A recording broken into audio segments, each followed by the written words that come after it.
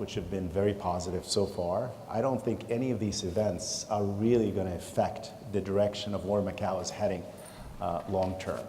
This is a moment in history where you have an industry that's thriving, will continue to thrive, and there is absolutely nothing that we see as we operate on a daily basis that's going to stop that. Very good.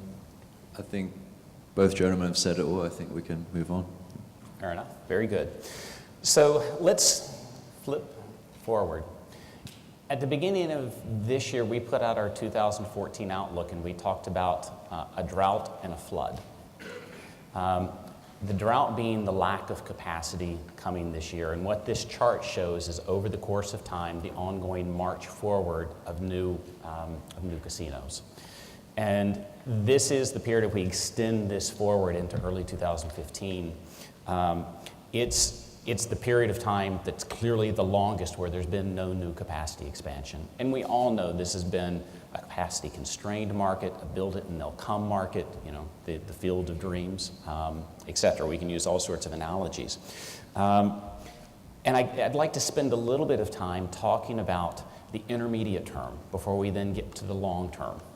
How do you all as operators work in an environment to really drive growth on a comp store sales basis, to use a retail concept, as opposed to riding the wave of additional capacity? So with that sort of a setup, there's a couple of charts that I'd like to pull up.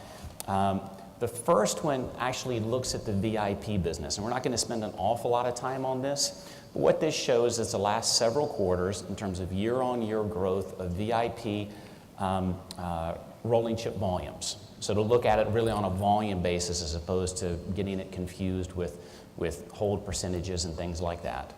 And you know, with Wynn being a little bit of an exception because of you know, a different sort of comparison on a year-on-year basis, everybody so far in the first quarter has seen a slowdown in growth in the VIP business. How do you deal with this as a piece of your portfolio that, as you said, is still a critical piece and always will be of Macau in a period of time this year where we don't have capacity growth? Can you talk about this and think specifically about VIP, because we're going to come back to the mass market as a different dynamic? Yeah, I mean, I think on the capacity point, I think we need to recognize that there has been significant capacity expansion on Cotai since really 2011 with Galaxy and Sands Cotai Central.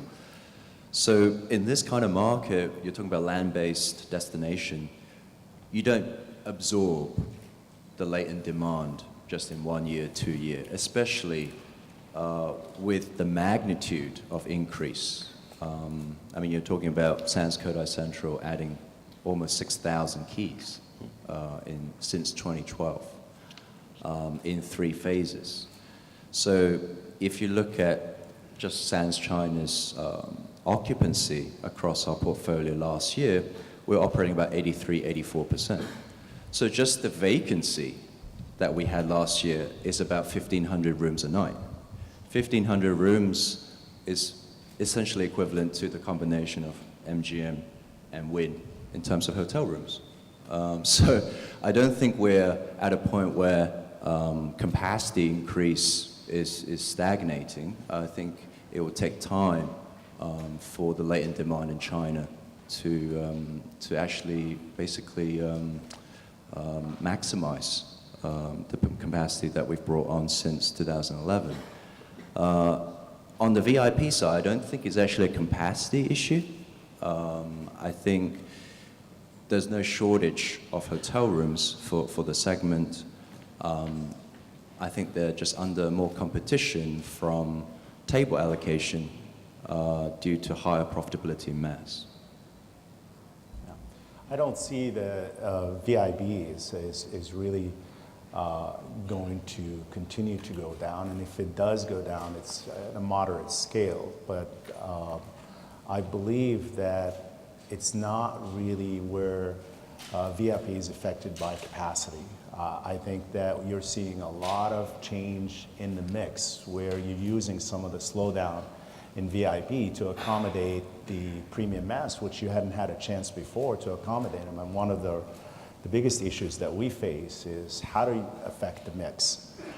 And I think it's a net positive because that premium mass that has taken the place of some of the slowdown in VIP has been very productive from a financial standpoint. So our profitability is growing, and I think that to affect growth at a time when there is no capacity expansion and no expansion in the existing units from an entertainment is the way we have addressed it, which is to constantly work on refreshing our products, to work closer with the 20% of our customers that generate 80% of our business and so on. And you have seen the results in the last 2 quarters where that marketing focus has generated a great deal of success. So I'm going to take a little different twist and get your thoughts on this. And you all have both sort of touched on this.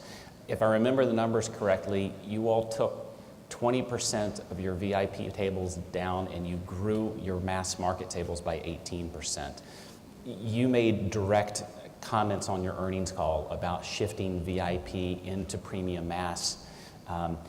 You guys made comments along those lines as well. Melco, you can look at a chart, which I didn't put up here, in terms of what's transpired with City of Dreams tables versus Altira tables. All of this actually raises a sort of contrary capacity item. I wonder how much of this slowdown is actually capacity driven because you all have drained capacity from the VIP business. It's not a cyclical issue of China, it's that you all have actually removed business, or you've removed capacity yourselves. Can you talk about, that shift in strategy? I think the shift in capacity is not strictly related to the change in the revenues. There is no question, I go back to what I said, we were all working through a portfolio strategy and we balance up between the VIP. The VIP was so incredibly strong. I think the question we all should be asking is, gee, it's amazing it hasn't dropped further because of the speed at which it was growing. What we're seeing is just a consolidation.